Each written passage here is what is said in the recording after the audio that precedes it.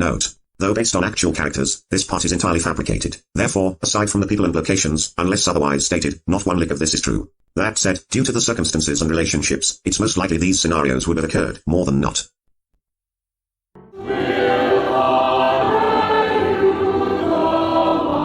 The Hoggard Viking Cheerleading Squad.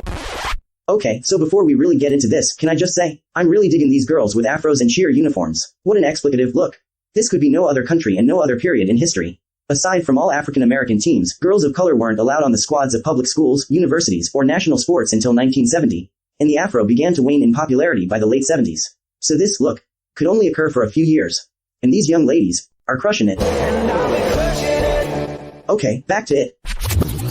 And more integral to this plot are these young ladies, the Wheeler twins. Along with their other extracurriculars, the girls love cheering for their school teams. And by association, they befriend Nezzy. Nezzy is a cheer girl from another sister pair. She's part of their friend group, but a younger girl on junior varsity. Nezzy Oakwick. Casting. African American female, age 15 to 17. A visionary. She's a pretty young lady with a blast of energy and fun. But when not cheerleading, she takes herself quite seriously. She wants to change the civic view of African American people in the city, state, and the country. Nezzy too is scheduled to present at Azalea, and models herself after Nina Simone. But does more spoken word than actual singing, though she squeezes in some of that as well. She'll present a dramatic work addressing that recent contentious matter. Fact. At the time, school zoning determined that students living south side of Market Street and up to Carolina Beach would attend Hoggard's suburban campus, and those living north side and up to Wrightsville Beach would attend the more urban downtown Hanover High.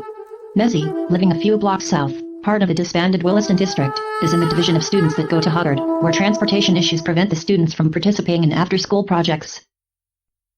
Sherry Oakwick. Cherry O, they color. Casting, African American female, age 15 to 17. A visionary. Nezzy's sister, almost her polar opposite. She's a pretty young lady but not so much sweet. She's among the earlier waves of punk in America, and doesn't care to change civic norms, as much as rebel to destroy them. Punk rock guitarist, singer, screamer. Cherry as well plans to showcase Azalea, though she doesn't have a band of her own. The Wabbits and the Coleys really love to make her playful but aggressive sound. Repelled by the more conservative posture of Hoggard, Cherry changes her school address from south of Market with her sister and family, to a few blocks over on Grace Street, to the residence of her grandmother, so she can attend the more suitable Hanover. Nezzy and Cherry Oakwick, in their own ways, express displeasure with the state of government, and their discontent with local politics is justified. They're descendants of Esam Oakwick. Their great-grandfather, a prominent merchant and property owner. He served as a trustee on the board of Wilmington's only African-American bank, built a wood and coal business, and owned plots of land. Unfortunately, as a direct result of the 1898 insurrection massacre, his life was spared but he lost his businesses and properties. And the girls are angry. Nezzy wants reparations. Cherry just wants revenge. Fact. Only Nezzy, aka Inezzy's son, is descendant of Esam Oakwick, aka Esam Quick, scripting added sister, Cherry, for this fictional tale. Honeypot. Honey. Casting, Euro-American female, age 15 to 20. Stage manager, booking agent. A visionary. Embracing academics, she has a knack for contracts, scheduling, negotiations, etc. Not an entertainer herself, she loves reaching out to give her artist friends a helping hand. You see, this lovely little lady grows into this one, and on to be this charming gal. Then into this sophisticated young lady. A cutie bear. A honey bear. Honey. Once, noticing the Masonic temple stage rarely in use, Honey asks her uncle, a senior Scottish Rites member, if she and her friends could use the theater for rehearsal. He permits them and appoints her to space management. Promising to be responsible, she schedules several rehearsals for several acts and opens her doors to them. And responsible she is. Eventually inviting in all the Azalea performers from both high schools. Soon after booking numerous presentations with Willie Bland, Azalea Festival Director, he recognizes her keen business sense. So he assigns Honey as the official contact for the entire new Azalea of high schoolers. Honey. Honeypot. Casting, Euro-American female, age 15 to 20. Signature song? Okay, my honeys, let's make it happen. Late one night. From her bedroom window, Cherry meets the recurring ghost of a sage, Mania. This time, she appears as a North Carolina red fox. Then, an elderly wise African queen. Cherry likes her well enough, but doesn't trust her motives. Wilmington 10, flashback. Then return.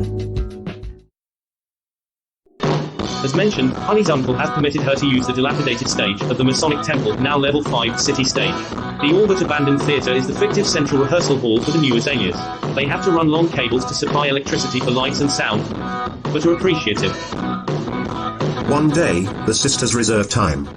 Cheerio practices for her dates the following week, while Nezzy rehearses for a show later that day. Willie Bland, Azalea director, gets word of Cherie's outrageous sound, and after hearing only a few bars, he's disgusted and cancels all of her shows. Meanwhile, Nezzy is approved, and apologetically rushes out to her performance. Nezzy's show is in front of Paddy's Hollow in the courtyard of the Cotton Exchange. By all accounts, the presentation is a great success, aside from one good old boy heckler, with whom she has a rocky past. Back at the rehearsal space, Cherie is furious. Seeing no one else in the theater, she screams her rage in song.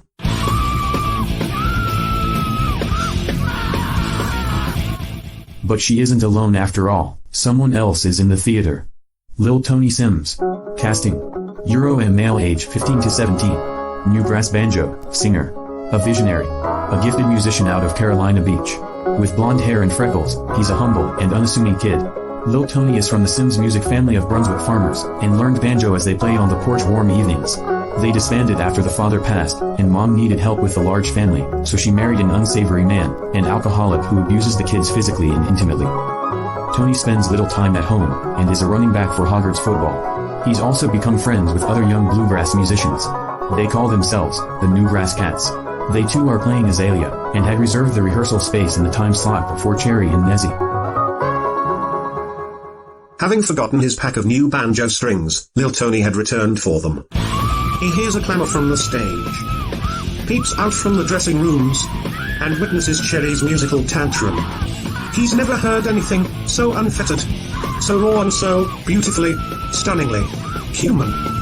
He's in awe, as he cautiously, respectfully, tips in from behind the door. Cherie is first startled, then embarrassed, as she laughs and blushes. They meet. Then uncharacteristically, flirt. And they fall in love, the kind that happens at first sight. As things evolve, they sing a curious but harmonious, punk rock, new grass, combo. Here we go. Validating the other style as they resolve with a ballad of romantic refrain. Before they know it, or want to admit, hours, days, a week passes, while the relationship grows, from acquaintances, to friendly, to dating. They are the embodiment of a dichotomy. Chocolate punk rock girl from downtown. Blonde country boy from Carolina Beach. They could be no more unalike, but are, in some ways, identical. And considering the city's racial climate, it's a miracle they should find each other at all. So they decide to keep it hushed under wraps, and don't say a word to their family or friends. They're in love, not stupid. Cherie now wishes she could switch back to Hoggard. Or at least, have Tony register at Hanover. But she knows he wouldn't like it. Perhaps they can just meet downtown on the weekends. But alas, a mishap exposes their relationship before the weekend even returns. On the day of the Azalea parade, Cherie and Lil Tony meet in an alley downtown. They plan to cool their jets until they can quiet the gossip. But just as they hug, Tony's best friend, Chase Widdale, walks past, and seeing them locked in embrace all but mortifies him. At that moment, Nezzy steps around the corner from the other direction. She too is shocked. So it's true. You are hanging out, little white boy. Laughing to try and mask the utter surprise, the couple pulls away and looks at her. Chase chimes in, horrified. Well damn. Startled again, the two turn towards him, petrified like caught in a crime. The moment sticks. Then Chase realizes. Oh, and it's the sister of that. Gestures to Nezzy. Self-righteous, self-anointed, spoken word crap. Snickering smugly. Nezzy is furious. Chase is the good old boy heckler from last week's show. She storms over to the awkward couple, yelling at Tony, gesturing to Chase. Hey, dig it. You can't be trying to squeeze on my blood when you hang with white trash like this motherfucker. Cherry interrupts. Hey, let's not do this. Yeah man, take it easy. Tony says to Chase. Nezzie's offended. Don't tell me you taken up for no damn Woodale boy. Cherry asks. You know him? Yeah, you do too. Nezzie replies. The Woodales. Woodale Street. Freddie Woodale. Tony looks at Chase as Chase curls his back in defense. Cherry seems perplexed. Nezzie continues. You know, 1898 Mayor Freddie Woodale forced himself into freaking office by freaking gunpoint. Chase barges in. You don't know what the hell you're talking about. Nezzie finally has the nerve to confront him about it. Yeah, I do. Chase shrieks. He was a damn good man. You need to shut your fucking big lips. Seeing that she's just struck a nerve, Nezzie forces another laugh. Right, so I guess him and 24 other rednecks didn't sign that Declaration of White Independence neither had. Cherry finally remembers, as Tony questions Chase. What's she talking about? Red with fury, Chase screams. You wanna read your history deeper, lil pickaninny bitch? Nezzie leans into Cherry, who's glaring at Chase, astonished. Nezzie assures her. Yep, that's his great-grand. He's one of the Woodale preppy hicks. They was the ones that started the whole white supremacy thing, or whatnot. Chase flips her the bird. From the other end, the Azalea crowd hears a commotion from the alley and begins to stop and peer in. Not wanting to cause a scene, Nezzie beckons. Come on, Sherry, I gots to change into my other digs. Viking Cheer 16 bout to march in the parade. Chase laughs sarcastically. Oh yeah, you and that Mrs. Todd. Fact. School integration is challenging for all local students, but Bertha Todd, a Williston now Haga librarian, is a peacemaker. Among other programs, she erects the Viking 16, 8 African-American and 8 Euro-American students, who pledge to work together to de-escalate tensions. But sometimes, the projects are mispracticed, or ill-received. The following fictive scenarios are examples of both misinterpretations. Just a damn librarian, but coming over to Hoggard with all of that Williston affirmative action bullshit. Ha, she needs to teach some affirmative reading. Learn your history, lil girl. Nezzie chuckles indignantly and smirks an attitude. That's right, 8 white and 8 black cheerleaders for peace. But I guess yo country heck ass wouldn't know nothing about that. Let's go, Sherry. Chase rages. Oh, fuck, you nigger. The Azalea onlookers gasp in shock. Tony is appalled and revolts. Chase. Nezzie grabs Cherry by the arm and turns to stomp away. As Cherry looks back to Tony, their eyes embrace, as if this whole fiasco, of which they were barely a part, has just set their love ship to flame. Nezzie marches in Azalea, disappointed in her sister. She's embarrassed and has never felt so betrayed in her life. But she doesn't breathe a word, knowing that great-grandpa O'Quick might flip in his grave. When the sisters exit onto the street, Chase glares at Tony like he couldn't be more disgusted. Truth is, he's never been so disappointed or felt so betrayed in his life. He knows that great-grandpa Woodale might flip in his grave. Tony starts to explain, but doesn't believe he should need an excuse. Oh, to Chase, it's inexcusable. So when he tries to speak, Chase mumbles. Just shut your face, dude. He tries again and Chase explodes. Fucking shut it. As he storms off, leaving Tony to stand baffled. Unlike Nezzie, Chase leaves the parade, heads back to the CB festivities, and makes a deliberate point to expose Tony's little secret. He even sends word down to Curie Beach, and further down to the urban Fort Fisher. Go tell the beach spooks. There's a traitor in your midst. He tackles.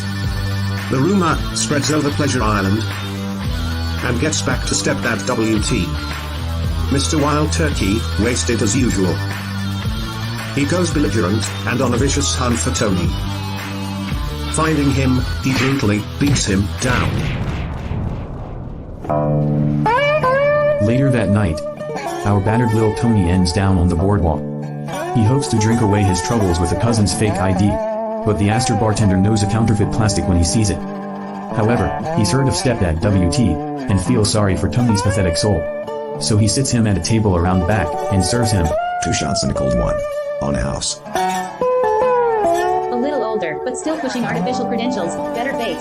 A couple of tourist girls sit at a table far across the room. They feel sorry for Tony and invite him to go bar hopping. Then, joining them and a few other young tourists, he jumps in a vehicle and heads down to the north end. The roving party meets up with some other CB foes, and the bunch goes out four-wheeling on the dunes, a favorite local pastime. Afterward, the rousers head back to the boardwalk, then over to the crowded and rowdy biker bar, to meet up with the most characteristic local they've met yet. Woofer. Tony has seen this pirate biker legend but has never met him. He's even driven past my yard several times, but never much gall to pull in. Most local teens won't, fearing what others might think, what they might find, or worse, what might happen to them. Woofer meets Tony. He assumes the boy is older, has been in a bar fight, and is not impressed, so he pays him no attention. But his biker babe, Lady K9, thinks he's a little cutie. And like the tourist girls, she has sympathy. So Wolf reaches behind the bar and tosses him a PBR, honorable mention. The official beer of New Dog Pound inductees. And the hazing begins, as Wolfpack starts to howl at the moon. The bar is officially closing, but the party is far from over. Instead, the bikers erect a monumental but illegal bonfire. As Woofer, his dog Pound, and other patrons from pubs closing along the boardwalk migrate out to the beach. Then there starts a boisterous, after-hours rebel-rousing. Country music and hard rock blare from Ford pickups and party bands, set to WMFD radio, now WWQQ. The roughnecks hoot and holler, as a whole swarm of biker wenches romp out onto the sand to dance around or sing along. Even the Fort Fisher Beach hermit makes his way up to charm the local sea hags, who laugh and chatter and blush like little girls. All the while, the raucous knuckleheads just outright brawl, playfully grappling and tussling at the water's edge. Tony finally realizes exactly why there's a team curfew on Pleasure Island.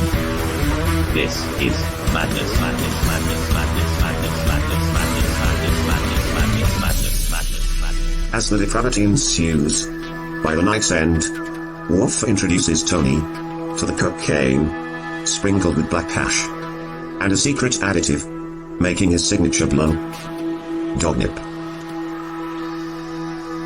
The sun comes up, and down, then comes up, and down, then up, and down again. With only a couple of trips home for more cash. The weekend's over, and our Lil Tony is addicted. By Monday night, His tourist girls have traveled home. The other tourists are staying in. The locals are sleeping it off. And Woofer's dog Pound has retreated to Mud Yard. Lil Tony has even missed his Azalea performance. and he doesn't want to face the dreary reality of a weeknight on the boardwalk, or return to the dreadful reality of his life. He needs to be high again, but is out of cash, and Woofer will allow him no more credit. So he waits until late night, returns home, and does something he once thought unimaginable. He sneaks into his mom's room while she's sleeping, says a prayer, and kisses her forehead. Then he quietly reaches into her purse and steals a little cash. But just a little. Mr. WT is passed out drunk on the couch, so he slides his car keys from the end table and tips out the door. First easing out the driveway, he squeals down to the south end, past Killing Fields Road, and out to Mud Yard. When he pulls in, the eerie lot of junk cars is mysteriously alive. The headlights, taillights, and interior lights blink rapidly. Their horns blow, honk, or beep continuously. Sirens blare and twirl. And Woofer's old camper bus flicker flashes with color. Tony finally witnesses the full effect of Dog Nip Unleashed. The men of Wolfpack are held captive under inhumane conditions. At the same time, the women of Bitches in Heat endure torture. And both brigades suffer the erotic abuse inflicted by Woofer and Lady K9. Their knit addicts yelp and whimper in pain, while the two bellow, shriek, and howl at the moon. The place is a sexual carnival madhouse.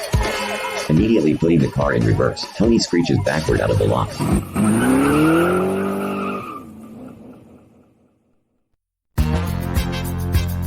By now, almost 24 hours after his last fix, Tony is in the throes of withdrawal himself. He must do something, but apparently, Dog Nip is not it. As he arrives home, he remembers hearing that one could acquire many sorted drugs on Castle Street. So he drives past his house, flies under the bridge, and speeds the long distance into town. Realizing he only has a little cash, Tony manically searches for something to sell or trade on the long drive down. He suddenly remembers his stepdad's hunting rifle. So when he arrives, he opens the trunk and loosely stuffs the shotgun into his jacket. Then, seeing a few stragglers standing on the corner, he trots up to them, the withdrawal physically evident. He's sweaty, wide-eyed, looking to make a deal. The group sees his approach, then notices the rifle under his coat. Fact: due to an unfortunate string of local terrorist attacks on Castle Street during the recent Wilmington 10 conflicts, they naturally assume Tony is another vigilante meaning them harm. Someone panics. A pistol shot rings out and Tony falls to the ground. Everyone scatters, and the road clears. A beat. Silence. Nothing aside from the whispering static of an abandoned transistor radio. As Lil Tony dies there on the late-night street. News of Tony's death gets back to the NOU AZALEAS, and shock falls over the rehearsal hall. Cherry is devastated. In her despair, Cherry turns to Manaya. She needs her, learns to trust her, and even love her. Fulfilling her purpose all along, Manaya introduces her to the world of religion and spirituality. The Muslim principles and practices awaken her. The Islamic rites and rituals motivate her. The Ramadan, alms and fasting inspire her. The spirituality even awakens Sister Nessie and makes reparations to their strained relationship. The religious influence spreads through the rehearsal hall and encourages the NOU AZALEAS to come together to find some religious truth and spiritual clarity of their own. They realize that spirituality is everything, and that Tony is a part of spirituality. Thus, Tony is part of everything. And they take their little lights back into their homes, their neighborhoods, their schools.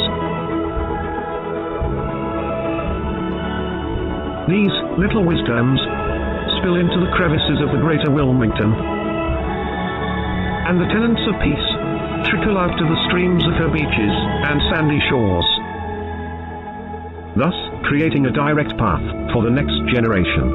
The Rainbow 80s community. Another tiny revolution. The colorfully ornate high schoolers of the Rainbow 70s, the NOU AZALEAS, forever cement their legacies in Wilmington history as they gaze forward with hope, the beacon for a brighter future.